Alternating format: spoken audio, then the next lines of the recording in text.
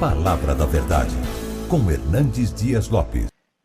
Irmãos queridos, nós vamos abrir a Palavra de Deus no segundo livro dos Reis, no capítulo 2, versos 9 a 14. Segundo livro dos Reis, capítulo 2, versos 9 a 14. Este texto registra um dos episódios da vida de Eliseu, personagem que nós vamos tratar nesta noite. Segundo Reis, capítulo 2, a partir do verso 9 ao 14, diz o seguinte: havendo eles passado, Elias disse a Eliseu: pede-me o que queres que eu te faça, antes que seja tomado de ti. Disse Eliseu: peço-te que me toque por herança porção dobrada do teu espírito. Tornou-lhe Elias: dura coisa pediste. Todavia, se me vires quando for tomado de ti, assim se te fará. Porém, se não me vires, não se fará. Indo eles, andando e falando, eis que um carro de fogo com cavalos de fogo os separou um do outro, e Elias subiu ao céu num redemoinho. O que vendo Eliseu clamou: meu pai, carros de Israel e seus cavaleiros. E nunca mais o viu. E tomando as suas vestes, rasgou-as em duas partes. Então levantou o manto que Elias lhe deixara cair, e voltando-se, pôs-se à borda do Jordão. Tomou o manto que Elias lhe deixara cair, feriu as águas e disse: onde está o Senhor Deus de Elias? Quando feriu ele as águas, elas se dividiram para uma e outra banda, e Eliseu passou. Amém. Eu quero tratar com vocês hoje sobre o tema as marcas de um homem cheio do Espírito Santo. Eu não vou expor propriamente esse texto, porque o meu projeto nesta noite é de oferecer a vocês uma espécie de panorâmica da vida deste homem. Então vou recorrer a outros textos que tratam da sua vida e do seu ministério. Porque o que nós desejamos é ver como esse homem viveu, como esse homem creu, o que esse homem experimentou, como esse homem impactou a sua geração, como esse homem ainda impacta a nossa geração, como ele foi um exemplo e um paradigma para a história, e isso já há mais de 2.800 anos. E como nós hoje ainda podemos ser impactados com a sua vida e com o seu exemplo. Vale destacar que ele viveu num tempo de grande crise política, de terrível e assoladora crise econômica, a ponto de existir uma das mais amargas crises de fome da história da humanidade em seus dias. Um tempo de apostasia galopante, um tempo de turbulência social terrível, um tempo em que seu povo era não só invadido e saqueado por povos estrangeiros, mas ele viu essas cenas amargas acontecendo diante dos seus olhos. E o que é que esse homem ainda hoje tem para nos ensinar e nos inspirar nesta noite? Assim como Eliseu impactou a sua geração e as gerações pósteras, eu fico me perguntando, meu Deus, e depois que nós partirmos, ainda impactaremos alguém? Estamos nós impactando alguém hoje? A nossa vida faz diferença para alguém hoje? No que a nossa vida faz diferença na vida das pessoas que convivem conosco? Quando as pessoas entram em contato conosco e convivem conosco, que nos escutam e veem as nossas ações e as nossas obras, são elas impactadas a conhecerem a Deus, a viverem na presença de Deus, a se apartarem do pecado e a se santificarem. Eu gostaria então de ver as marcas que esse homem deixou.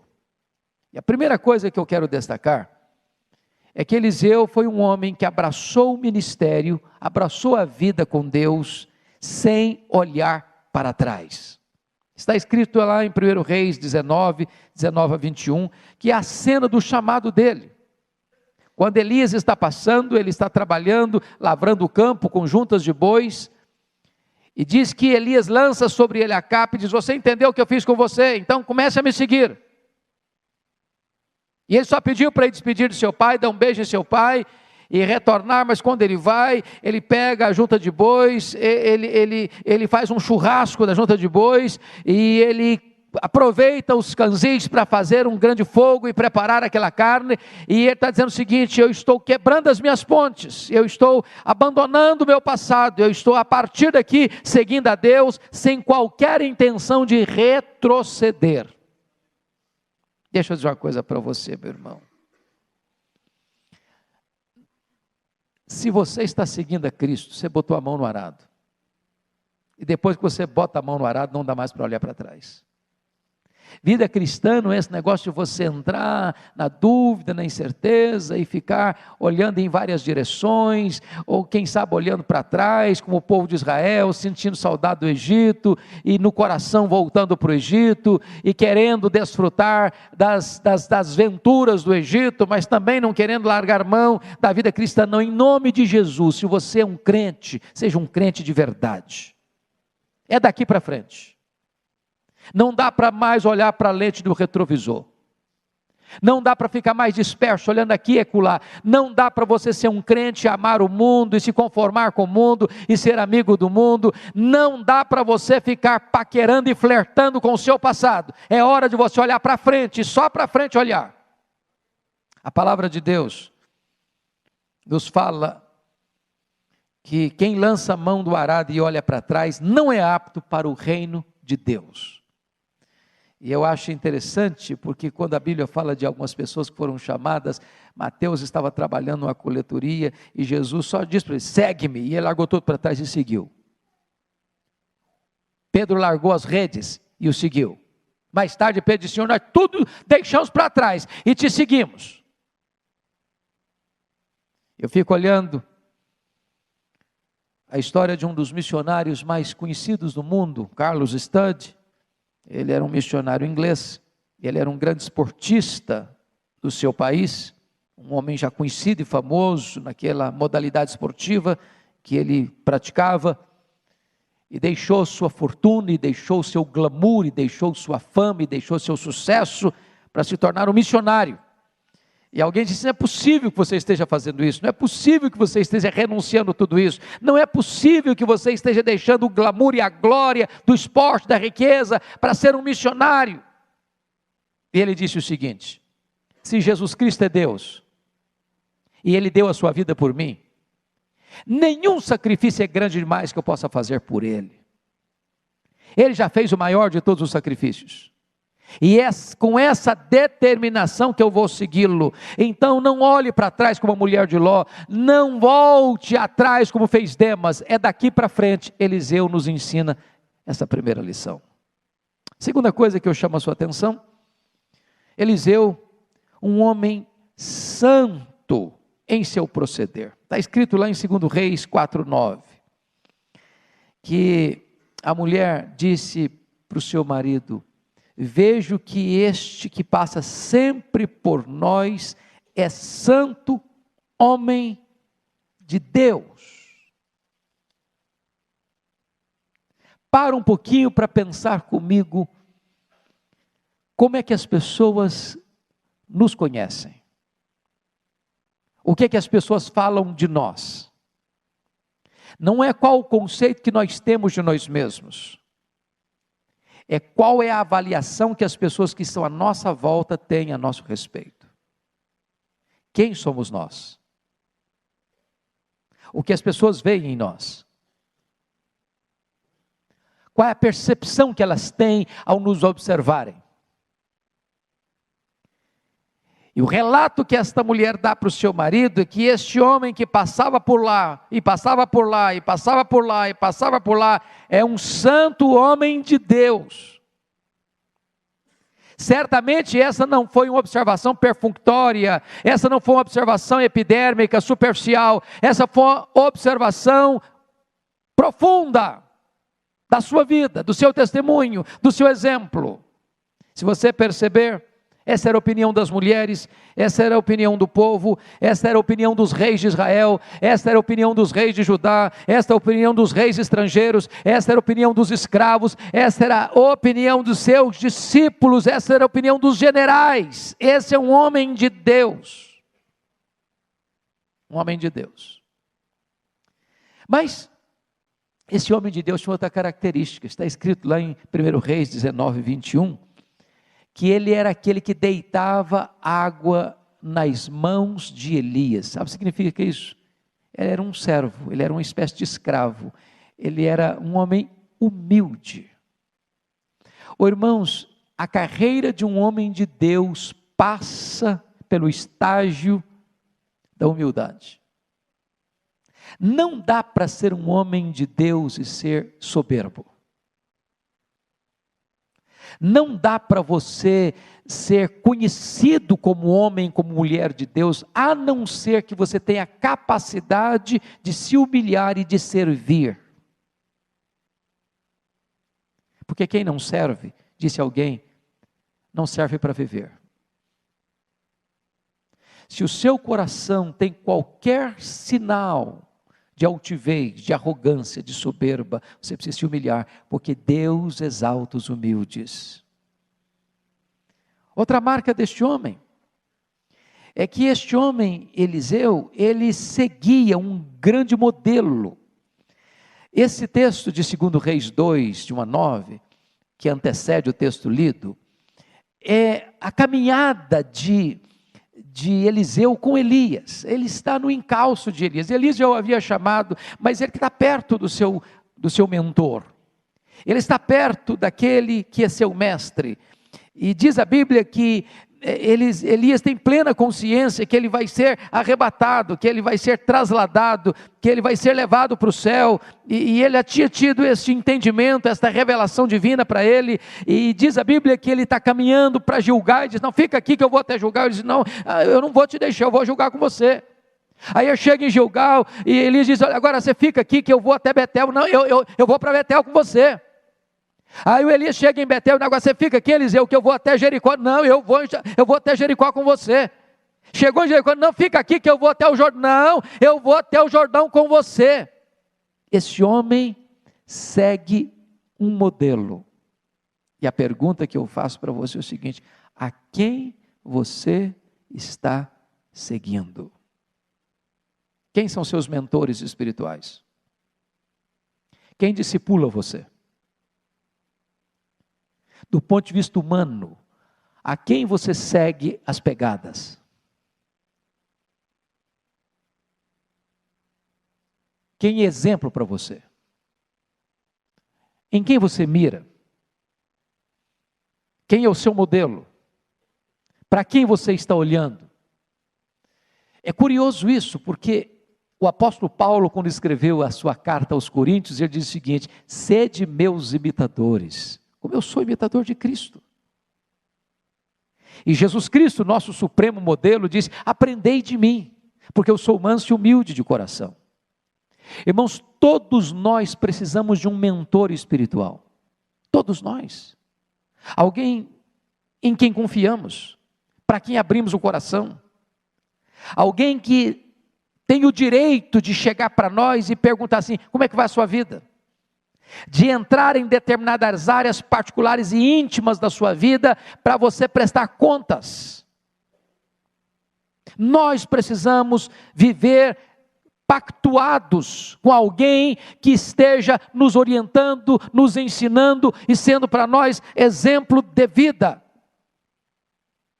Quarto lugar, como é que eu posso saber que ele era um homem de Deus? Pela sua integridade incorruptível. Segundo Reis 5,16, registra um fato curiosíssimo.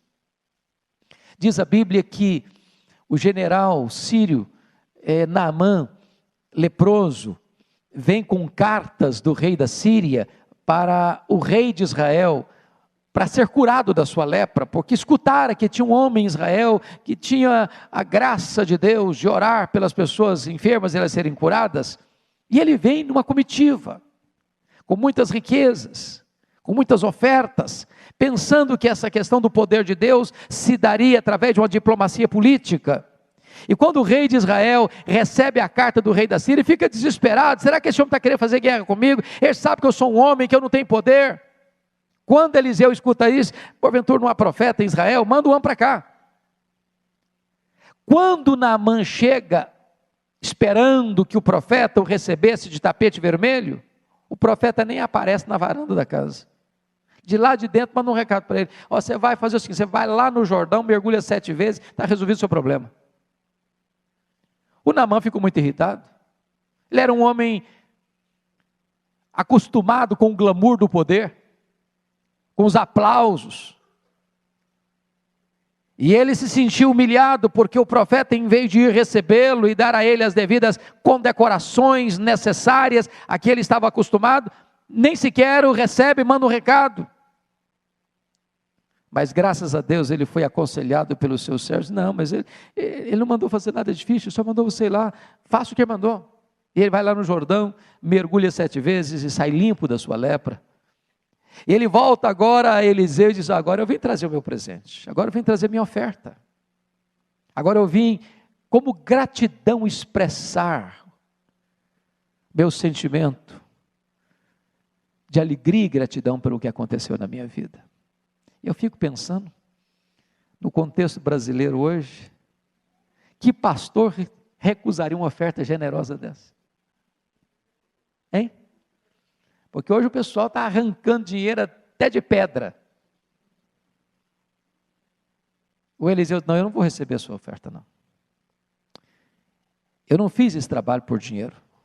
O poder de Deus não se compra com dinheiro. Você pode guardar suas ofertas, seus tesouros. Eu não vou aceitar. E é curioso porque o moço de Eliseu, o Geazi, está escutando essa conversa, coçando a cabeça, inquieto. Falei: meu Deus do céu, mas não é possível. Olha aí, muito dinheiro. Para não aceitar, nós estamos numa pindaíba tão grande, nós estamos numa crise de fome. Por que esse homem não vai aceitar? Eu digo: mas nós estamos precisando de dinheiro. O Eliseu não aceita. Ponto importante aqui, meu irmão: não deixe o dinheiro seduzir o seu coração, nem diante da sua necessidade. Eu não estou dizendo que você não possa receber uma oferta, que você não deva receber uma oferta. Eu só estou dizendo para você que você nunca pode passar a ideia de que a obra de Deus é comprada com dinheiro, de que Deus favorece alguém por causa de dinheiro, de que a graça de Deus é comprada por dinheiro, que a sua motivação em fazer a obra de Deus é o retorno financeiro. Eliseu está aqui ensinando um princípio fundamental para nós, que se a motivação do obreiro de Deus, ou do cristão, for o dinheiro, ele está laborando erradamente na obra de Deus. É curioso que, passado esse fato, e então Naamã está retornando com a sua comitiva para a Síria, na hora que ele dobrou a esquina, o Geazi aparece, correndo, inventou uma história, mentiu descaradamente, disse que o Eliseu recebeu algumas pessoas precisando de alguma ajuda, e que ele estava precisando sim da oferta, e disse: você podia me dar um ciclo de prata e 2 vestes festivais? Um ciclo de prata são 35 quilos de prata. Sabe o que o Naamã fez? Não vou te dar um ciclo, não vou te dar 2. O cara estava querendo ofertar. Sabe quando o cara quer ofertar? Fazer o cheque? Botou 2 sacos de 35 quilos de prata em cada funcionário. E o Geazi levou para um alto da montanha. Falou: agora eu estou com o meu futuro garantido. Agora eu estou com a minha aposentadoria definida. Foi chegar em casa, o Eliseu pergunta para ele: e aí, onde você estava? Não, não saí não. Você não saiu não? Pois o meu espírito acompanhou você. Deixa eu dizer uma coisa para você, Geazi. Você fez mal. A lepra do Naamã vai passar para você e para toda a sua descendência. E ele fica branco de lepra a partir dali e morre de lepra. E a lepra acompanha ele e a sua família. Meu irmão, deixa eu dizer para você, você não deve ter preço. Sua vida cristã, seu ministério não é um balcão, quem paga mais leva. Você precisa ser íntegro, incorruptível nesta área financeira. Num mundo em que a igreja evangélica brasileira, em muitos lugares, está comercializando a graça de Deus, você precisa ser íntegro nessa área. Terceiro lugar, terceiro ponto. Naamã, um homem que crê na intervenção extraordinária de Deus. É o texto que nós lemos, 2 Reis 2,14. Preste comigo atenção nesse fato. Porque na medida que ele está caminhando com Elias, eles chegam ao Jordão. E Elias fere as águas do Jordão e o rio se abre. Hoje, quando você vai a Israel, o Jordão assim dá uma tristeza na gente, que a gente chega esperando assim, um rio bem assim, exuberante, caudaloso, e é um córregozinho hoje, é um córrego, para nós brasileiros é um córrego. Passar o Rio Jordão era impossível naquela época. E agora ele chega, Elias já está elevado aos céus, e ele chega com a capa do Elias, fere as águas como Elias fizera, e faz a pergunta: onde está o Senhor Deus de Elias? Irmãos, essa pergunta é emblemática, porque essa pergunta tem o seguinte significado: será que Deus só fez milagres ontem, ou será que Deus faz ainda milagres hoje? Será que Deus só agiu sobrenaturalmente no passado, ou será que Deus ainda age sobrenaturalmente no presente? Será que Deus só agiu na vida de Elias, ou será que Deus ainda age também na minha vida? Esse é o ponto que nós estamos aqui orando. Foi a tônica que o pastor Ival abriu esse culto. Nós precisamos esperar e crer que Deus possa intervir hoje, que Deus possa fazer coisas novas hoje, que Deus possa fazer coisas extraordinárias hoje, que Deus possa realizar prodígios hoje, e nós jamais podemos perder isso de vista. Nós temos uma fé, não apenas numa figura histórica do passado, mas no Cristo vivo que está entre nós. Nesta noite tem todo o poder, toda a autoridade nos céus e na terra. Às vezes nós não temos dificuldade de crer, é claro, que Deus fez milagres ontem, a Bíblia está cheia de registros. Se você é crente, você crê na Bíblia, e lá estão os milagres de Deus. Se você é crente, você não tem nenhum problema para acreditar que no futuro coisas extraordinárias vão acontecer, os milagres de Deus vão acontecer, as coisas estupendas vão acontecer na volta gloriosa do Senhor Jesus Cristo. Mas o seu problema, o seu drama é crer que hoje, agora, nesse momento, Deus possa intervir milagrosamente na sua, na minha, na nossa vida. Não era a dúvida de Marta? Se tu estiveras aqui, meu irmão não teria morrido. Conjugou o verbo no passado. Jesus não é ali, ele há de ressurgir, Marta. Eu sei, ele vai ressurgir no último dia. Conjugou o verbo no futuro. Aí Jesus diz: não, eu não fui, eu não serei, eu sou a ressurreição e a vida. Eu sou o Deus que opera hoje na sua história, na sua vida. Nós precisamos crer, irmãos, na intervenção de Deus. O Deus de Elias é o Deus que responde orações. O Deus de Elias é o Deus que fecha os céus para a chuva não cair. O Deus de Elias é o Deus que sustenta alguém milagrosamente num deserto. O Deus de Elias é o Deus que multiplica o azeite na botija da viúva pobre e a farinha na sua panela.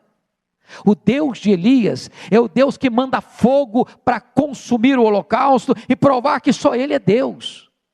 O Deus de Elias é o Deus que manda chuva do céu, trazendo restauração para um tempo de sequidão. Este é o Deus que ainda hoje atende e escuta a sua oração. É o Deus que intervém. Eliseu acreditava firmemente nessa gloriosa verdade. Quarto lugar. Eliseu, um homem abençoador. Foi um homem que sempre procurou meios e formas para abençoar as pessoas. Se não, vejamos. Quando ele passava por Sunem, e a mulher, que era uma mulher rica, o marido já idoso, ela olhava e dizia, por aqui passa um homem de Deus. Ela um dia conversou com o marido, aquele papo que a esposa tem com o marido. Falou, olha, esse homem de Deus passa sempre por a gente.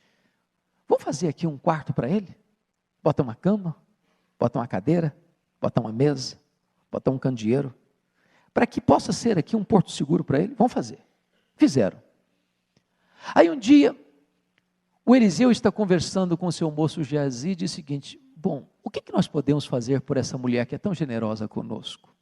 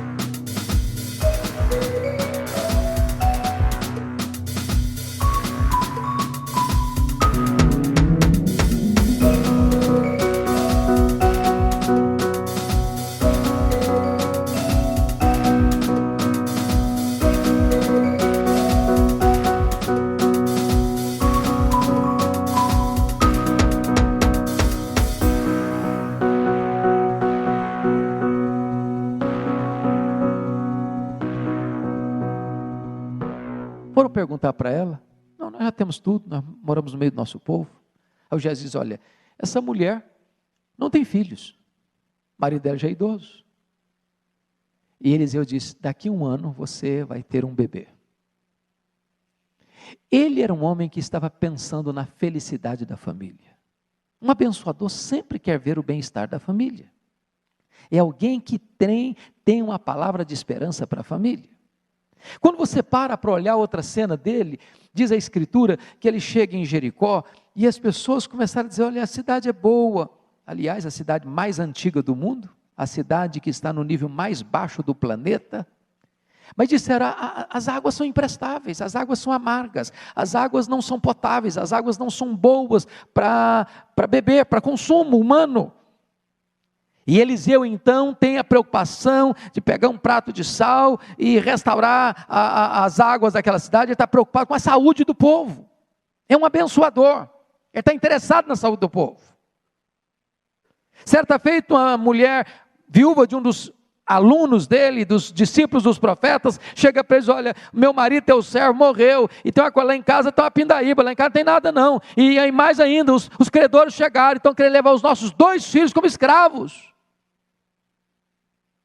E Eliseu perguntou para ela, mas o que você tem na sua casa? Tem nada, só tem uma botija de azeite, então já é um bom começo. Você vai pedir vasilhas para os seus vizinhos, vasilhas vazias, muitas, não pede pouco não, pede muito. Entra no seu quarto, Bota lá a vasilha vazia.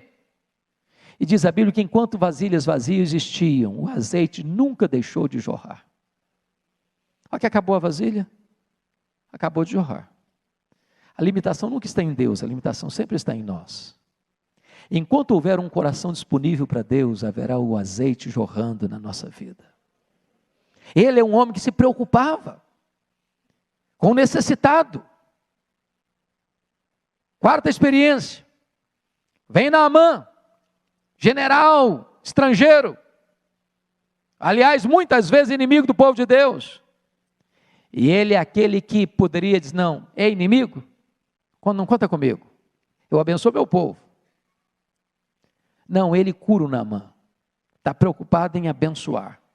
Se você parar para perceber mais tarde, os discípulos estão passando fome, vão no campo coletar alguns frutos para fazer uma refeição, pegaram a erva venenosa e houve morte na panela, e ele restaura a saúde na panela, ele está preocupado com a alimentação do povo, com a alimentação espiritual do povo. Diz a Escritura, que esse homem é um homem abençoador, porque em tempo de apostasia ele cria uma escola de profetas, para que a verdade de Deus fosse ensinada naquela geração. E eu pergunto agora a você, meu irmão, o que é que você tem feito para ser um abençoador, dentro da sua casa, dentro da sua igreja, dentro do seu trabalho, dentro da sua faculdade, dentro da sua escola, dentro da sua família, macro, com seus amigos? Efetivamente, o que você tem feito para ser um abençoador? Quais são os sinais de que você é um abençoador? Pense um pouquinho, neste ano, quem você já impactou como sendo um abençoador? A quem você já ajudou? A quem você já socorreu? A quem você já se encontrou para trazer uma palavra específica de encorajamento? Para quem você já deu um telefonema esse ano para dizer o seguinte, eu estou do seu lado, eu quero ajudar você, eu quero encorajar você, conta comigo. No que você tem investido para ajudar a gente? Nós vivemos uma geração de gente tão machucada, tão ferida, tão necessitada, tão carente, seja rico, seja pobre, seja doutor, seja analfabeto, seja crente, seja descrente, uma geração que precisa de alguém se aproximando como abençoador. Vivemos numa geração, irmãos, onde as pessoas são narcisistas, são egoístas, as pessoas são avarentas, as pessoas querem para si, reúnem tudo para si, só pensam em si, e nós precisamos de uma geração que homens e mulheres se levantem como abençoadores, como Eliseu. Quinto lugar, Eliseu é um homem que tem discernimento espiritual. Esse é um dos registros, está lá em 2 Reis 6,17. Essa para mim é uma das cenas mais bonitas da Bíblia. Porque estava em guerra a Síria com Israel. E aí o que aconteceu?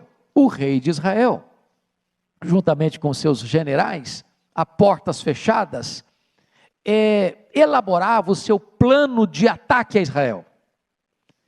Plano secreto, feito lá entre o alto escalão do seu governo. Só que o profeta Eliseu, por discernimento dado pelo Espírito Santo, sabia de todas esses estratagemas feitos lá a portas fechadas e comunicava ao rei de Israel. Quando a Síria chegava com seu plano de guerra, já havia uma antecipação militar de Israel, frustrando o projeto da Síria. Obviamente o rei pensou assim, tem alguém nos sabotando, tem alguém nos traindo. Quando comunicaram ao rei assim, não tem ninguém do nosso lado nos sabotando, nos traindo não, o problema é que tem um profeta lá em Israel, que sabe tudo que acontece até nas recâmaras do rei. Aí o rei perguntou assim, bom, então nós precisamos saber onde esse cara está, vamos prendê-lo, informar para ele estar em Dotã. E o rei mandou cavalos, cavaleiros, o exército para cercar a cidade de Dotã. Quando o moço de Eliseu levantou de manhã bem cedo, era de madrugada ainda, e olhou, a cidade estava toda cercada, e ele disse, ai meu senhor, que faremos? E Eliseu disse, senhor, abra os olhos desse moço para que ele veja. E quando Deus abriu os olhos do moço, havia cavalos e carros de fogo ao redor de Eliseu. Porque Eliseu era um homem que tinha discernimento espiritual. Se nós não tivermos discernimento espiritual, nós vamos nos apavorar diante da enormidade dos nossos inimigos que querem, rodeando, nos destruir. Você precisa de discernimento espiritual para entender que mais são os que estão conosco do que os que estão contra nós. Você precisa de discernimento para entender que apesar da crise, Deus está no trono. Você precisa de discernimento para saber que o Deus é o todo-poderoso Deus e o plano dele na sua vida não pode ser frustrado. Você precisa de discernimento para você ter paz no vale. Você precisa de discernimento para saber o seguinte: não importa a circunstância, Deus está com você e nele você é mais do que vencedor em Cristo Jesus. Sem discernimento espiritual, irmãos, nós vamos naufragar na crise. Sem discernimento espiritual, nós vamos viver como produto do meio e não como influenciadores do meio.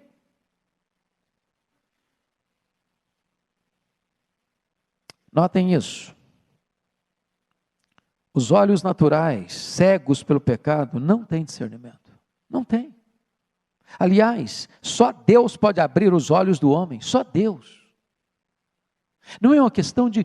Querem um exemplo? Se vocês pegam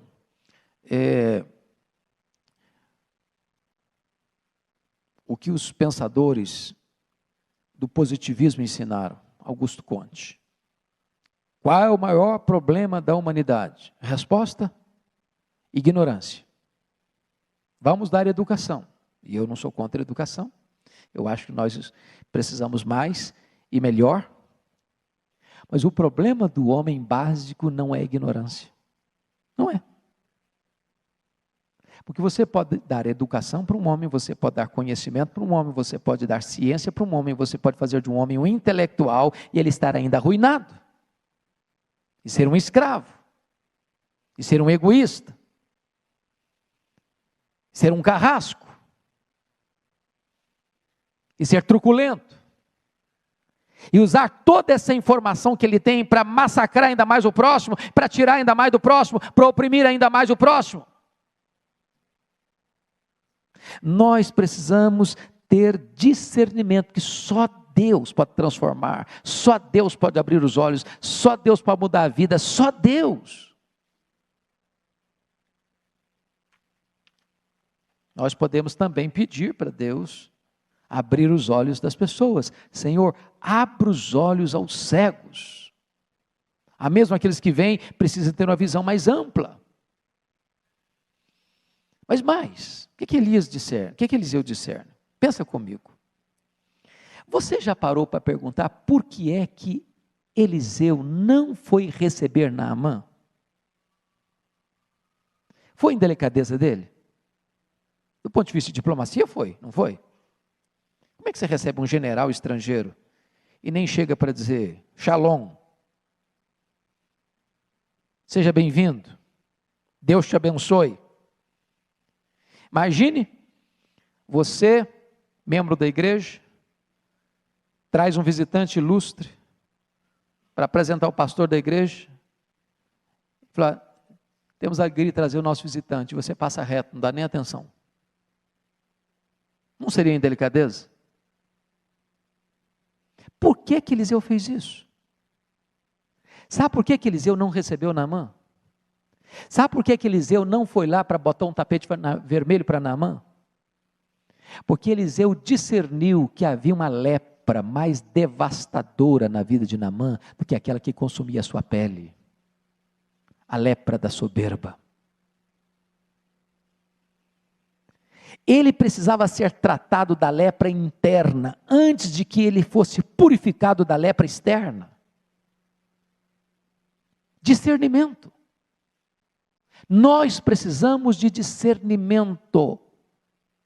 Antes de Naamã ser curado da sua lepra, ele precisava tirar a sua armadura, porque se ele mergulhasse no Jordão de armadura e tudo, ele afundava. E para tirar a armadura, ele precisava revelar para todo mundo que de fato ele era leproso.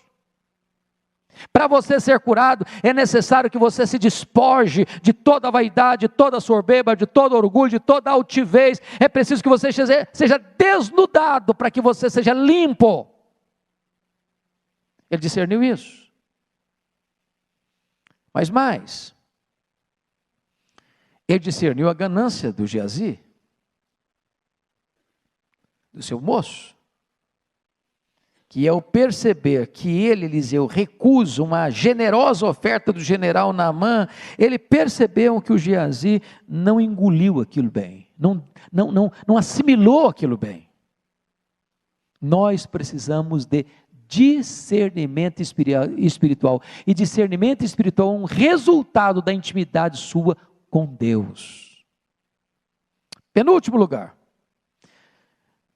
Eliseu é um homem que se agoniza para ver os mortos recebendo vida. Esta cena está em 2 Reis 4, 31 a 37, e essa é uma das cenas mais incríveis na Bíblia. Sabem por quê? Lembra aquela mulher que não tinha filhos? E Eliseu disse: o ano que vem você vai ter um menino? O menino veio mesmo, nasceu, cresceu. E aí o menino tem um dia de independência. É o dia em que o menino vai para o campo com seu pai. Agora ele deixou de ser uma criança para ser um garoto. Agora já acompanha o pai. Agora sai do ambiente doméstico. E no primeiro dia que o menino vai para o campo, ele tem uma dor de cabeça alucinante, e o pai nem vem para casa, porque pensa que é um problema comum, e o menino é enviado para casa, e chega em casa e morre. E diz a Bíblia, que a mulher vai ao encontro dele. Ela não vai procurar o marido não, deixa o marido lá, ela tem urgência, tem pressa. E ela vai ao encontro de Eliseu, e Eliseu, quando percebe que a mulher está chegando, ele descobre que ela está angustiada, e ele manda o Geazi. Não é com o Geazi que ele quer tratar, porque ele diz para o Geazi o seguinte: vai, corre, bota o bordão profético no rosto do menino. E a mulher chega para o Geazi, para o Eliseu, e ele pergunta: vai tudo bem contigo? Com teu filho? Com teu marido? E ela respondeu: vai tudo bem. Vai tudo bem, coisa nenhuma. E ela despeja o seu problema: eu pedi filho para você? Pois é, você me deu um filho agora para eu sofrer a dor do luto. Você vai ter que ir comigo agora. E diz a Bíblia que o Geazi vai à frente, bota o bordão profético no rosto do menino, e o menino continua morto. Lição para nós aqui, irmãos: o problema não era o bordão, o problema era quem carregava o bordão. Preste atenção nisso. E M. Bounds, um piedoso metodista do século XIX, disse certa feita que nós estamos procurando os melhores métodos e Deus está procurando os melhores homens. Deus não unge métodos, Deus unge homens. A obra de Deus não é feita decorando fórmulas sagradas. Não adianta você repetir determinadas fórmulas, não adianta você repetir determinados ritos, não adianta você repetir determinadas palavras. É preciso ter poder na sua vida, é preciso ter unção do Espírito na sua vida. O bastão na mão do Geazi não ressuscita os mortos, porque homens mortos tiram de si mensagens mortas, e mensagens mortas matam. Diz a Bíblia que o Eliseu vai, e ele pega esse menino, leva para o quarto, e ele se identifica com a frieza cadavérica desse menino, se esticando sobre ele, mão na mão, olho no olho, boca na boca. Diz a Bíblia que ele se agoniza. Diz a Escritura que daqui a pouco a carne do menino aqueceu, mas ele não se contenta com o sinal de vida, ele quer vida. E ele persevera, e ele levanta e anda para lá e anda para cá, e volta outra vez, até que o menino espirrou, e a vida voltou nele. Mas o que isso significa para nós? Nós também lidamos com meninos mortos, nós também lidamos com gente morta em delitos e pecados, e a não ser que nós nos agonizemos por essas pessoas, nós não as veremos recebendo vida. Nós precisamos de autoridade espiritual, de poder espiritual, de envolvimento com essas pessoas. Nós precisamos ter vida com Deus, para que desta maneira, pela graça de Deus, os mortos também ressuscitem. Irmãos queridos, não tem nada mais dramático, pense comigo nisso, do que pastorear uma igreja de ovelhas mortas. Vocês acham que existe morte por aí? Vocês acham que há pessoas que frequentam igrejas hoje, que recebem os sacramentos na igreja hoje, mas que ainda estão mortas? Que ainda não têm sinal de vida? Nós precisamos, à semelhança de Eliseu, nos agonizarmos pelas pessoas que estão mortas nos seus delitos e pecados. Ressuscitar os mortos é a nossa missão. Aliás, pensa comigo na cena de Ezequiel 37, porque diz a Escritura que Ezequiel é transportado para um vale, e quando ele chega naquele vale, ele vê ossos, muitos ossos, não apenas secos, mas sequíssimos. E há uma pergunta para ele: filho do homem, porventura poderão reviver esses ossos? E a resposta dele é magnífica: Senhor Deus, tu sabes. Sabe o que ele está dizendo? Se tu quiseres, esses ossos podem ressuscitar. Há muitas pessoas que estão sequíssimas. A morte chegou há muito tempo. A morte domina há muito tempo. A morte já mostrou a sua carranca há muito tempo. E se Deus quiser, esses mortos podem ressuscitar. Aqueles que você diz, não, para esse não tem mais jeito, para esse não tem mais esperança, para esse a morte chegou, se estabeleceu e não tem como mudar essa história, não tem como reverter essa situação. Se Deus quiser, tem jeito. Se Deus quiser, os mortos ressuscitam. O Espírito Santo foi enviado, o Espírito Santo foi soprado, a palavra de Deus foi proferida, e os mortos ressuscitaram, e o vale de ossos secos se transforma num exército poderoso. Esse é o nosso papel, meus irmãos, esse é o nosso papel, lidar para que os mortos ressuscitem. Note outra coisa importante em Eliseu nesse processo, é que se você falhar na primeira tentativa, não desista, porque notem que ele se coloca sobre o menino, ele se envolve com o menino, ele se simpatiza com o menino, mão na mão, olho no olho, boca na boca. O menino aquece, mas não ressuscita, mas ele não desiste, ele volta. Talvez a primeira abordagem você vê algum sinal de interesse, talvez na segunda abordagem você acha que a pessoa não quer mesmo, talvez na terceira abordagem você vê uma pessoa ainda indiferente, talvez na quarta abordagem a pessoa se mostra um pouquinho interessada. Em nome de Jesus, não desista até que você veja a vida, o milagre da salvação. Mas eu termino, último ponto, sétimo e último ponto. Eliseu, um homem que morreu vitoriosamente e exerceu maravilhosa influência póstuma. Está lá em 2 Reis 13, 14 a 19, versos 20 e 21. Sabe o que eu acho impressionante? É que Eliseu adoeceu para morrer. E ele, que foi um homem que operou tantos milagres pelo poder de Deus, não pede a Deus um milagre para a sua própria cura. Os homens de Deus morrem. Os homens de Deus adoecem. Os homens de Deus tombam. O Deus da obra continua a sua obra. Você e eu não somos insubstituíveis. Na hora que Deus nos chamar, Ele levantará outros. Se chegou a hora, você entenda uma coisa: você cumpriu a sua missão, você completou a sua carreira, você guardou a sua fé, você está pronto para receber a coroa da glória. Você não pode apressar a mão, e nem acionar a mão, mas se a mão de Deus, acolha, e dê graças a Deus. Porque se vivemos para o Senhor vivemos, se morremos para o Senhor morremos, quer pois vivamos, quer pois morramos, nós somos do Senhor. Mas sabe o que me impressiona na biografia de Eliseu?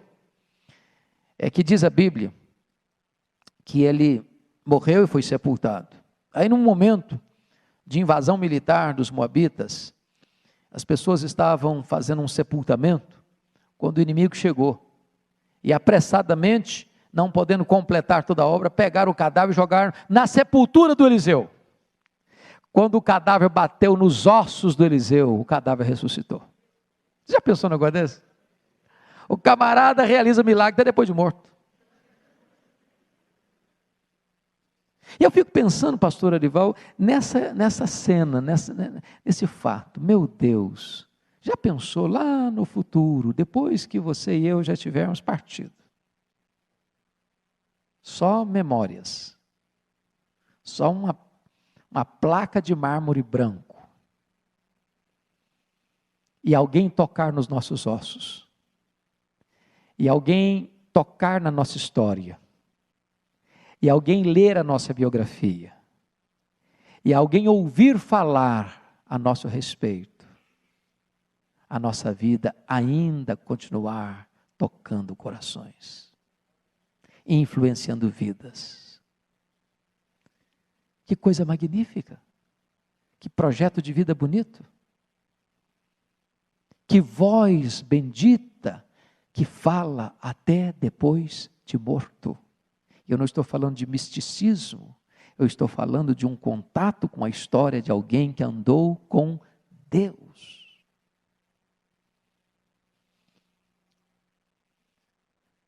Agora pense comigo isso para terminar.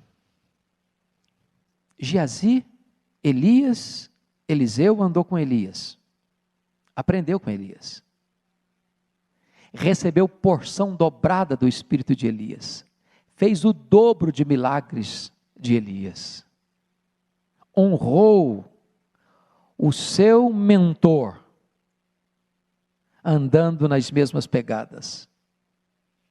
No entanto, Geazi, que conviveu com Eliseu, que viu mais milagres do que Eliseu viu, pelas mãos de Elias, andou com gente santa, homem de Deus, mas não aproveitou a oportunidade e permitiu que a ganância e a avareza dominassem o seu coração.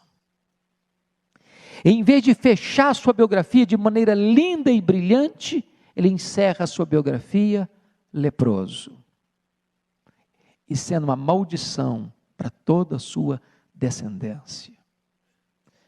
Que escolha terrível, que apesar de ter tantas oportunidades, desperdiça todas elas. Hoje, nós temos diante de nós duas figuras, Eliseu e Geazi. Que modelo vamos seguir? A minha esperança e a minha oração é que assim como Eliseu pediu porção dobrada do espírito de Elias, hoje você e eu tenhamos a coragem de pedir porção dobrada do espírito de Eliseu. Dizer, Senhor, Tu fizeste no passado, faz de novo, Senhor. Tu és o mesmo Deus. Estamos num momento de crise? Estamos. Estamos vivendo um tempo difícil no mundo? Estamos. Então Deus, Tu és o mesmo, faz outra vez. Levanta Eliseu de novo e dá-nos porção dobrada do espírito de Eliseu. Vamos orar pedindo isso, irmãos queridos? Você pode ficar em pé?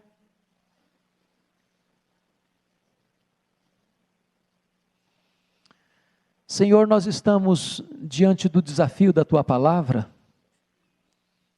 e tudo que foi escrito para o nosso ensino. Foi escrito para nos inspirar, nos motivar a Te conhecer e andar contigo. E nesta noite nós pudemos, de forma tão breve, olhar um pouco alguns relances da vida de Eliseu.